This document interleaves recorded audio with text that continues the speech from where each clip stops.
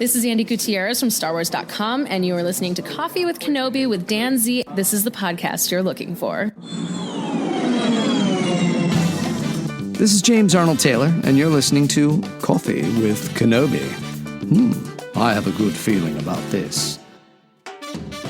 Joining us today for a cup of coffee is New York Times bestselling author Claudia Gray to talk to us all about The Fallen Star. Claudia, welcome to Coffee with Kenobi. Hi there. It's so nice to have you on the show. We, of course, so many of us are gigantic fans of your incredible work. And we're going to talk today all about The Fallen Star. This will be completely spoiler-free. We know some of you have not gotten a chance to finish the book yet, and we certainly do not want to rush you because it deserves, for you to breathe it in because it's such a great book. Let's talk, I guess, Claudia, at the beginning. Where are we in the galaxy at the start of The Fallen Star? Oh, gosh. It's some months after the Rising Storm, and the Jedi have really turned on the Nile. They've made some progress against the Nile. They rebuilt after sort of the debacle of the Republic Fair and have really, it feels like the tide is turning.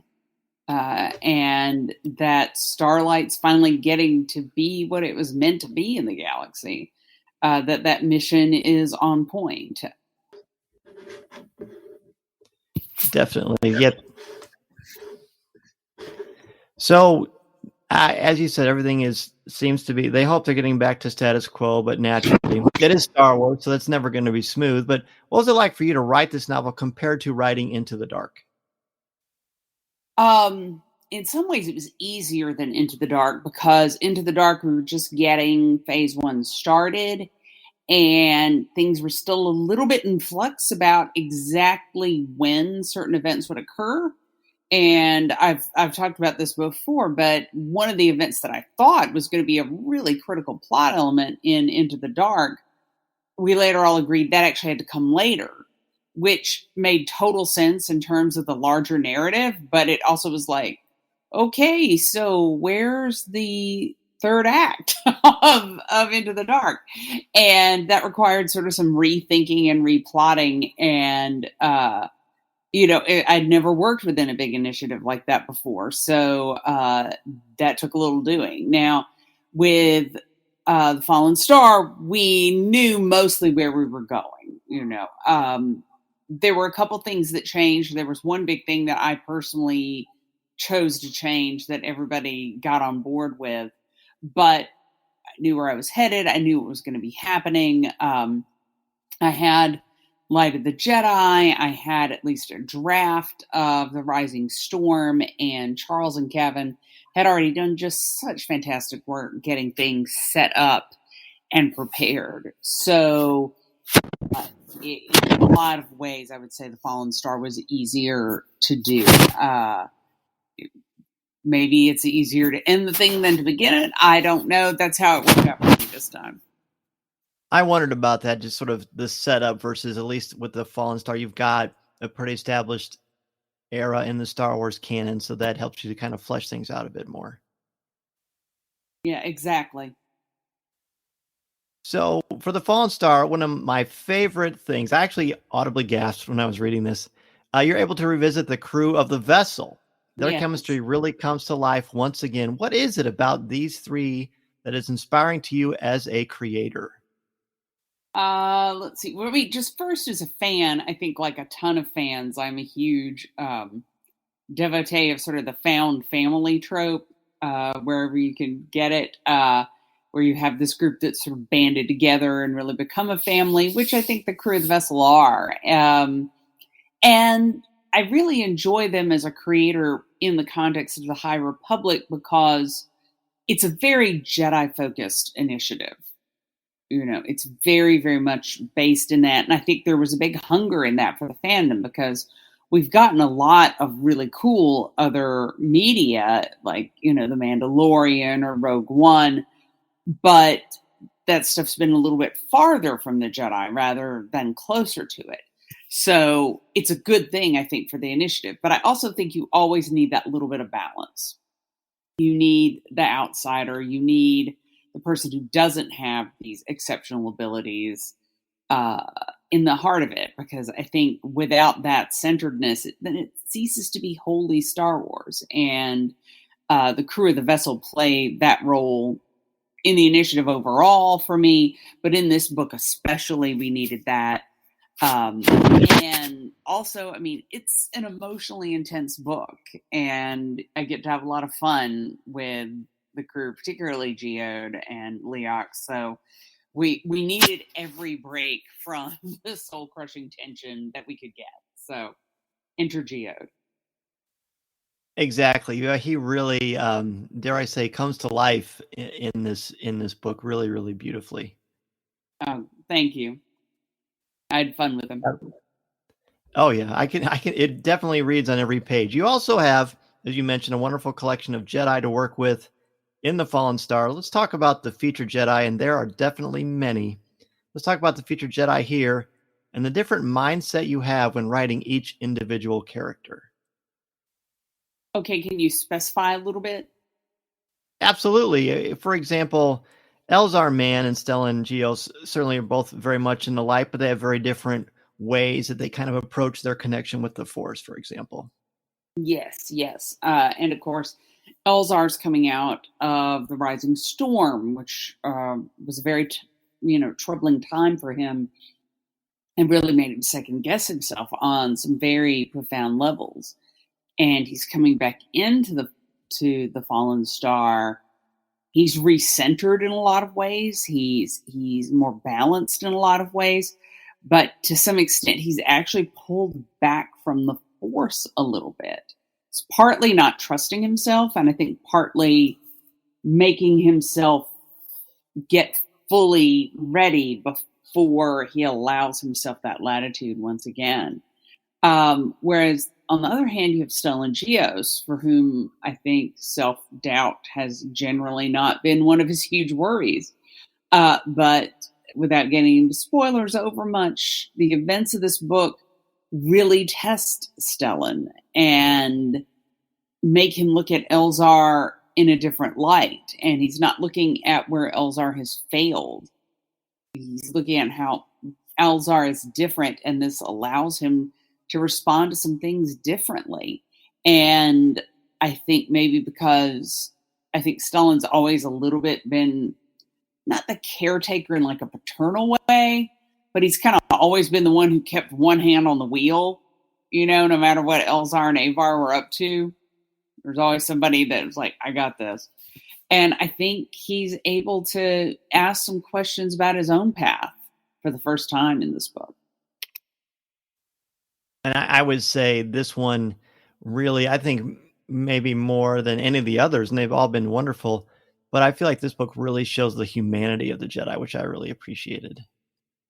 Yeah, one thing that was important to me was, everybody knows Avar and Elzar and Stellan grew up together and are friends, but a lot of that friendship had been so strongly based in what had gone before.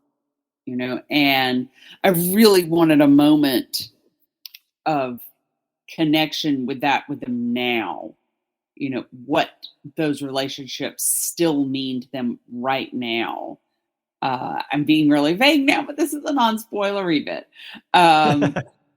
But I wanted to draw it more fully into the present, if that makes sense. And also, for what was happening in the present, not to be about we are bonded together as Jedi, but we're able to really talk as people in a more intimate way. This is Vanessa Marshall, and you're listening to Coffee with Kenobi.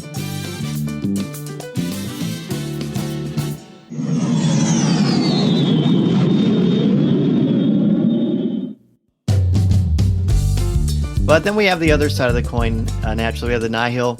They've concocted perhaps their most malevolent scheme yet.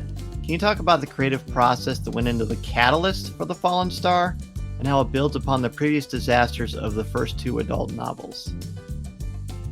I could say that what we had planned to do with the Fallen Star was something that was part of the plan pretty much from the beginning, if not the very beginning, at least from very, very early stages. So I think we always knew we were headed here, and that's always been a factor. But how do you keep it tense to get to this point and then make it feel like this actually builds on that? I would say that was more of the writing challenge of it, if that's what you're asking me. It is. Okay, good. I wasn't sure. No, definitely. Because, I mean, they all have their own very powerful, I guess, really gut punch moments in each of the three novels. But this one somehow seems to raise the bar. And as you mentioned, to me, and I said this in the review, beautifully amping the tension with every page. It's really quite impressive, I would say. And the English teacher in me certainly is enamored with your writing process as well. So thank you for that. Oh, well, thank you. Absolutely. So here's something fun.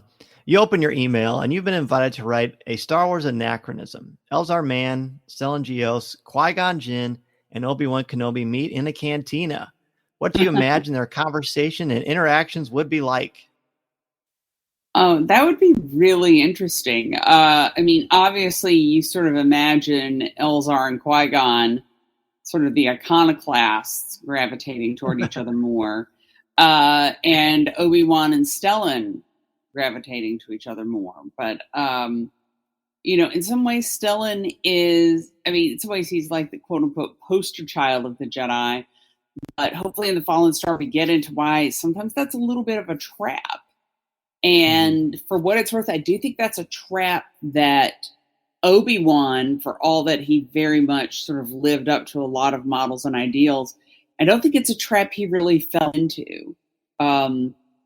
Obi-Wan, it's really interesting because I think sometimes in some fan discourse, they see sort of his obedience to the order and his, following of the rules as sort of a weakness. And I don't see that. I think Obi-Wan is somebody who is very, very sure and centered of himself, not because of the rules. He believes in the rules, and there's a difference.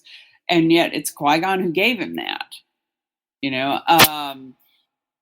So yeah, it would be really interesting to have them talk about that. And also I do think, Qui-Gon would understand that some of Elzar's iconoclasm is maybe a little bit more dangerous or destructive to him than Qui-Gon's is. I think Qui-Gon doesn't do things the way the Council wants them done, but he's very much in the light. That's not an issue he's a problem with. And of course, as we've seen with Elzar in the past, sometimes he's pulling on darkness a little bit, and that's a very slippery slope. Yeah, Elzar and Anakin are probably, yeah, man, they could relate to each other very much. I love this, and of course you've written excellent novels about all of these characters. I love the idea of Qui-Gon and Stellan sort of debating the finer points of the Jedi Order. I think that would just be fascinating. Yeah, and I think both Qui-Gon and Obi-Wan would be like, wait, they're a lot more flexible. This makes some sense. And it's like, wait, Yoda used to let that happen? Really?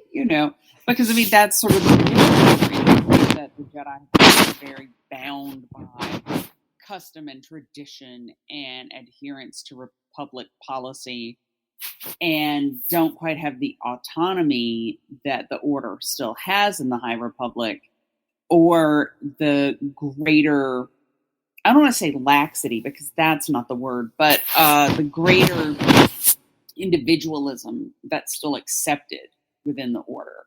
Way seekers are a thing, and you're still a Jedi and you're still welcome, even if you go off and do your own thing for a while. You're still not supposed to be having romantic relationships, but it happens a little more often, and it's sort of understood, well, this may be a phase that you go through and then you come back and it's all right, which I think young Obi-Wan and Satine would have been very interested to know that. I think they'd have loved that information, Yes. Yeah, I can definitely see them. And I think Qui-Gon would be less surprised and more like see this is what I've been getting at. I think Qui-Gon in a lot of ways would have been more at home in the High Republic era. I do too. I love this. This is going to have people really talking. It's fantastic. So this isn't really a question so much as a conversation topic. How great is Mark Thompson in this audiobook? He's always fantastic. I'm so glad they got him. I'm so glad. He's always great. The voices he does are such fun. And he's having fun, which is really the thing. You know, you can tell when, you know, there are a lot of audiobook people who are great professionals and do things, but do you get the sense that like they're having the time of their lives? You know, you don't always get that. And I feel like you get that with Mark. I agree. And I really think, I mean, like you said, he's always wonderful, but he really brings this one to life. And I listened to this and I read it and I just kind of interchanged the two. And sometimes the way he reads some of your beautiful prose is just, and especially when you consider that he's actually the voice of all the characters, and you legitimately would not know that unless you looked at the credits. Yeah, he does excellent accent work. Indeed. For me, there are three people. I don't know if you're someone who blushes when you get compliments, so brace yourself.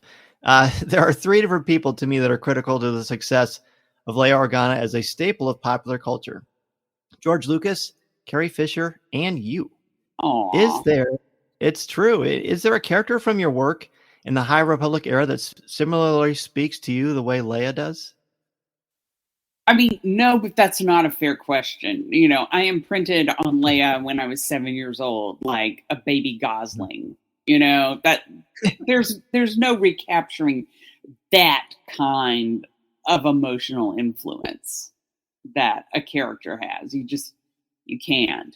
And you know, there are a lot of High Republic characters that I care very deeply about. You know, obviously I love my vessel crew. You know, I love Reith. I love Orla. I hadn't super connected to Stellan before writing The Fallen Star, and then wound up really loving him during the process of writing it. So, you know, they're huge to me, but nothing's ever going to quite top the character that you just absolutely began to adore when you were a little kid. They're just, nothing has that impact on you ever again, I don't think. I love it. A perfect answer. Exactly what I would expect. And you know, and I will say, I agree with you. Stellan, I always thought it was fine, but this book, the way you breathe life into him really took him over the top for me, for sure. Oh, good. I'm glad.